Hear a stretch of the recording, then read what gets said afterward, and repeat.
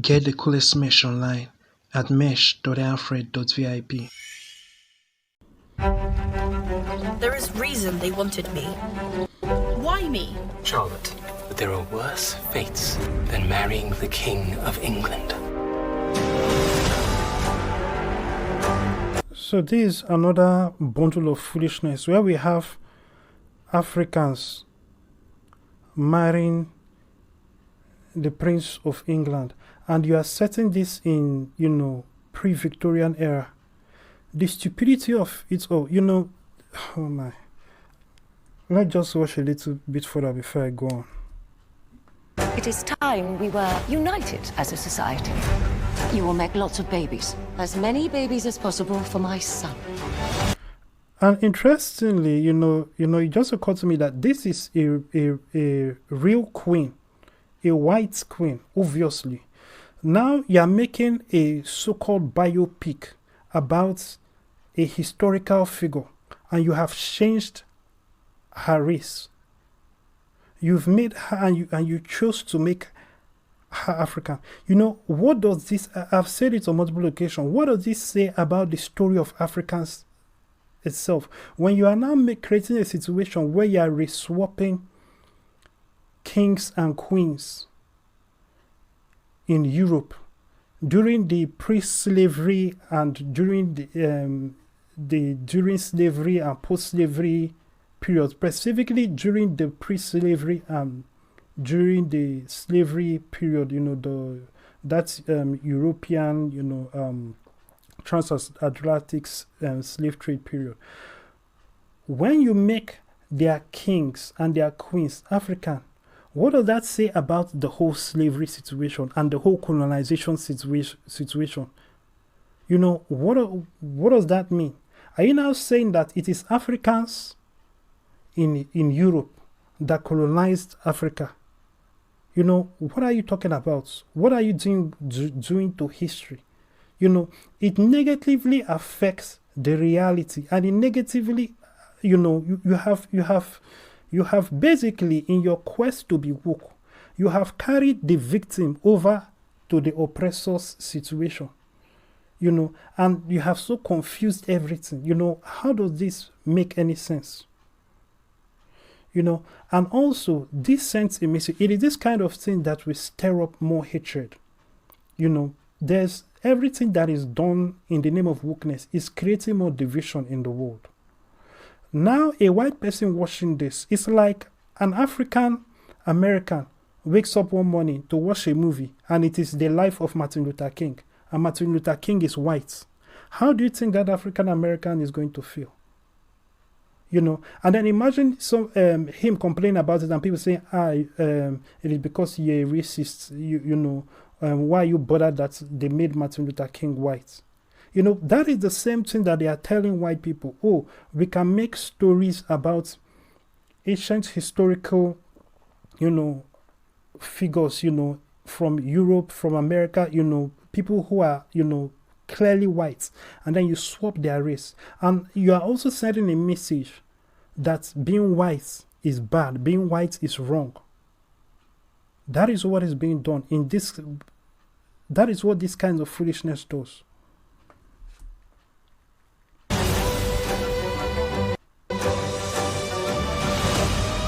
My life as queen was difficult. I'm Brimsley. I'm always with you, Your Highness.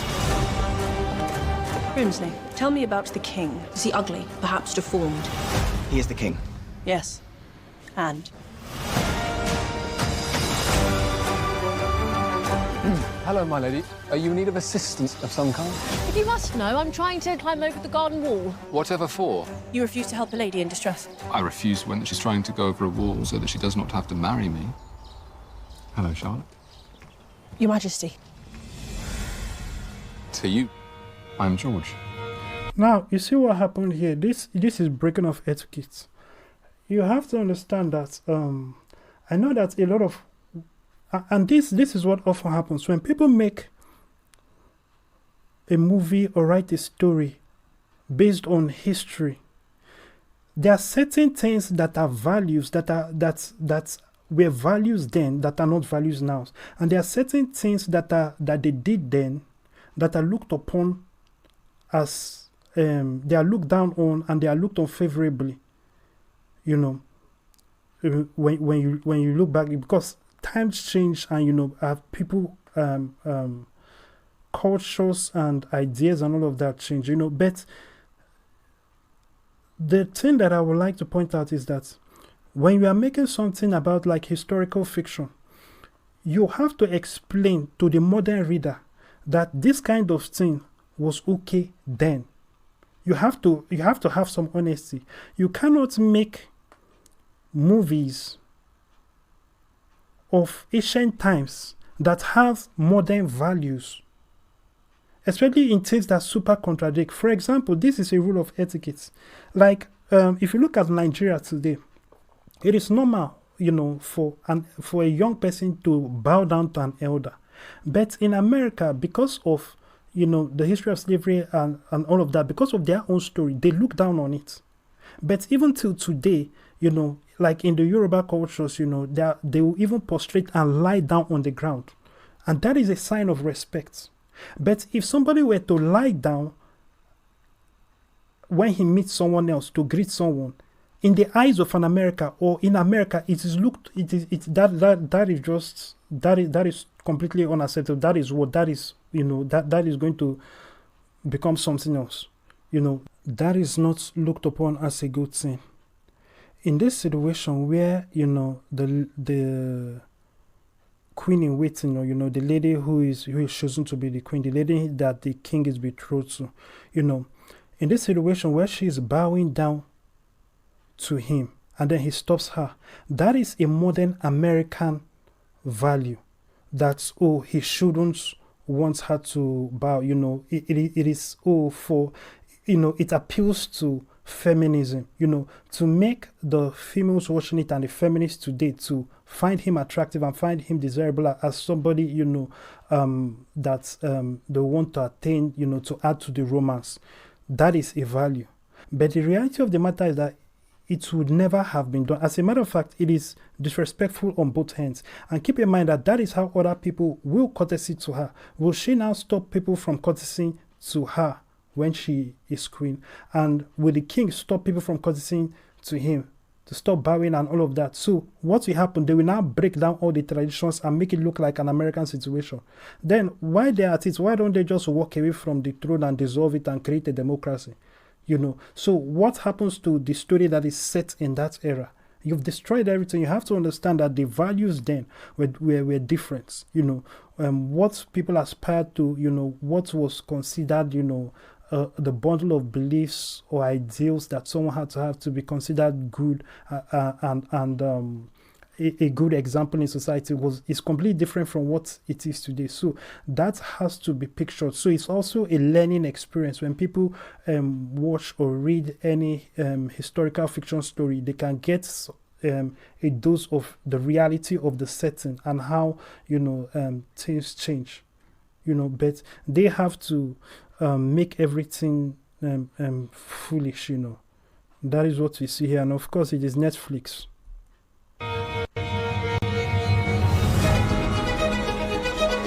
I realize you have no reason to like me, but if you will give me one evening of your time, it might make you hate me a little bit less. That's a reasonable idea. You see that kind of Sims situation. Understand that this is a king that is, highly desired. In that kind of situation, he is at the top of the desirability pole. He is the king. So why is he simping and saying, I know that you don't have any reason to like me, but if you give me a chance, at least you will hate me less? What kind of stupidness is that? What king talked like that? And what king, thinks like that? Understand that kings had concubines. They didn't have time for this kind of nonsense that we see. But this is the kind of pandering, and this is also the kind of thing that contributes to the foolishness of modern women, where they expect the man to do everything. And they are told they are princesses and they are special and that they are the prize. They are insulted when they are asked, what do you bring to the table? All that they know is that everything is the man's fault. Anything that goes wrong is the man's fault. That is their approach, the approach of the modern woman. And, you know, they think, you know, whether they are fat, overweight, whatever, you know, they can do anything, they can be as abusive and whatever. It is okay, you know, for them. But the man has to be perfect in every regard and in every aspect. That is the foolishness that have been poured into modern women, you know, and they go by it. And we can see that foolishness here. You know, why will a king subject himself to this kind of foolishness? And if this is how he thinks, you know, and keep in mind that this is also an arranged marriage. So why is he so committed in an arranged marriage? Is it because of her skin color? Because her skin color is dark, so he just, you know, he has fallen. Understand something, that any king that, you know, has any sort of fetish for any group has access to millions from that demographic. If he's so head over heels over somebody that has that dark skin, he has access to Africa. This is an European historical fiction story after all. So what about that? Why this one? You know, and then understand also something about kings and queens and marriage. One of the sacrifices that every king and queen had to make in the monarchy is that they had to forget the idea of marrying for love. It was bigger than them. Marriage was a matter of securing the kingdom. It was a matter of duty. You know, duty came first. You know, duty before love. That was the rule for monarchies. Because if they violated that rule, they will pay for it and their kingdom will pay for it. Because they only married people that it was a strategic move. When a king marries the daughter of a very powerful king that has many armies, that is strategic. Love does not come into play. And then in that marriage, there's now an exchange of allegiance of two powerful kingdoms. And also wealth increases, and you know, this one now has each other's armies to their disposal.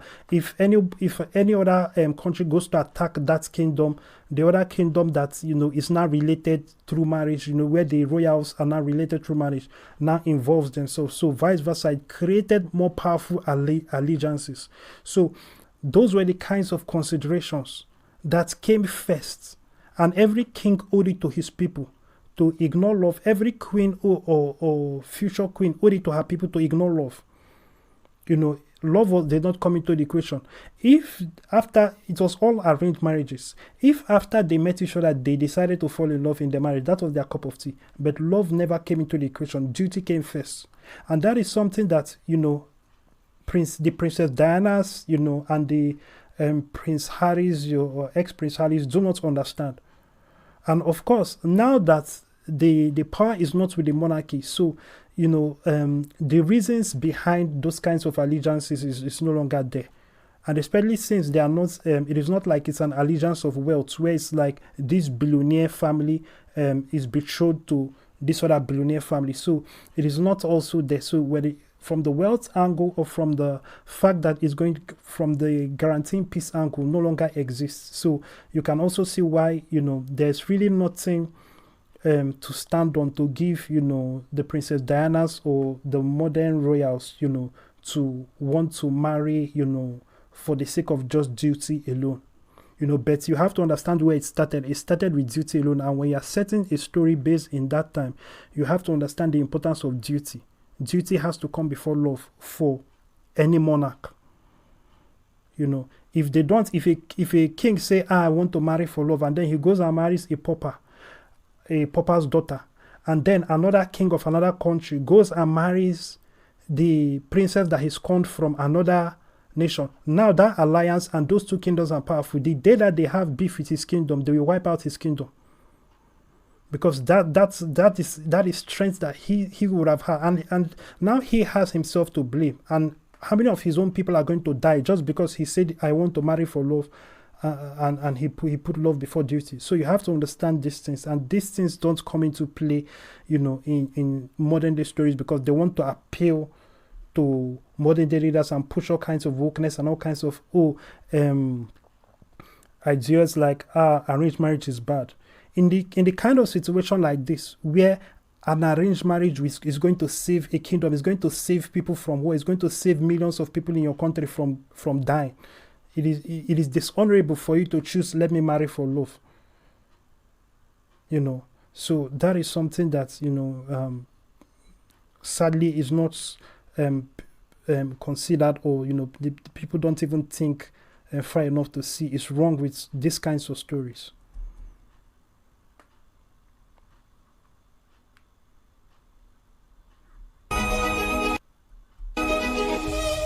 The pieces fall into place.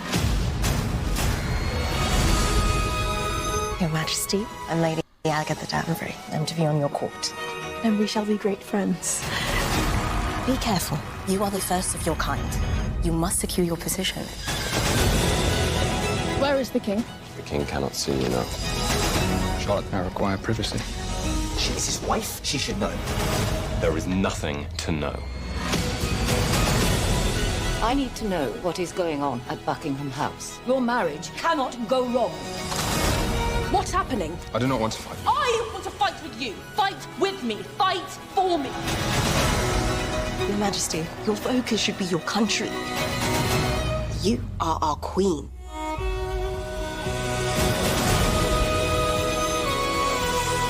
So what are they saying? That at the end of the day, she's stronger than him. She's more powerful. Oh my God, the weakness is crazy. That means that they certainly changed everything about the real story about this individual. So now she is now the stronger person. She's now the true leader, the one leading, the true head of the country. So this is what feminism of today is. This is so sad. Feminism of today is just the worst thing that could ever happen to women. You are breathtaking. You break rules, court scandal. You're the most royal person I've ever known. It is you and me. Together. Love can bloom from the thorniest of gardens. Your flower metaphors make me nauseated with their sweetness, but I applaud your point.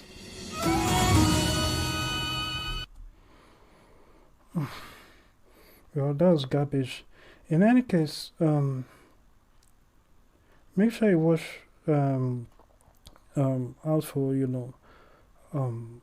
Alfred.vip. Check out Alfred.vip and the stuff we plan to do. Make sure you join what we plan to do regarding making Christian movies, Christian entertainment, taking over the entertainment space. We want a situation where all the movies, all the stories, everything that would exist is going to be Christian. Because keep in mind, the devil is at work, and we can see that they are already trying to create a world where everything that exists is woke.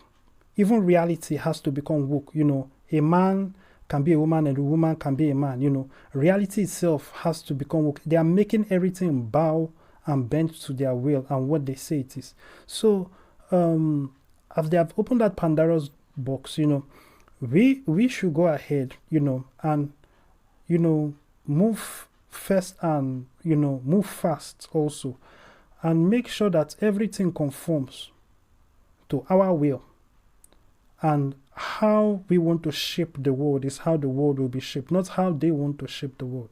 We must create a world where every single story shows, the gospel, of Jesus Christ, according to the scriptures, according to, my understanding and interpretation of the scriptures, not others, and that is a fact, and that is what we are going to be concentrating on, as well as everything else, basically going after taking over the whole world. That is one thing that the Investors Club is looking at, and we are going to be committed to do. After all, that is what Bill Gates is doing in front of our very eyes. That is what Klaus Schwab of the World Economic Forum is doing before our very eyes. They are all taking over the world. They are all uniting and taking over every aspect of society, and decision making, and governmental organizations in different countries all over the world. So we should be the ones to do it. We must move ahead, start our own World Economic Forum, start our own World Government Forum. Since that is the game they want to play, let us do it, And we do our own, we do it Christian, and we ban, and the way they want to ban Christianity is the same way we will ban LGBT and all gay paraphernalia and foolishness, So to be a part of what we plan to do, make sure you join Alfred.vip and, reach out to me, keep in touch with me. Thank you and God bless you. What you spread is what you get. Give your best, you get the best. Dress your best and people see the best. I'm on my parole. I'm on my parole. I'm on my parole. I'm on my parole. Parole with a suit, parole with the swag, parole with a can, parole with the stash, parole with a hat, parole with the class, parole with a stash, parole with the fast. I'm on my parole. I'm on my parole. I'm on my parole. I'm on my parole. Say this prayer audibly if you've not given your heart to Jesus Christ. Dear God, I believe in my heart that Jesus Christ, the Son of God, came, died, and was raised from the dead to save me. I confess Him, Lord, over my life, and ask You to give me Your Holy Spirit to live within me. I receive Your Spirit by faith, and thank You for I am now born again. In Jesus' name, amen. If you just prayed that prayer, congratulations, you're now a Christian. Go to alfred.vip and click the salvation prayer link in the main menu to get resources that will help you with your work with God. God bless you.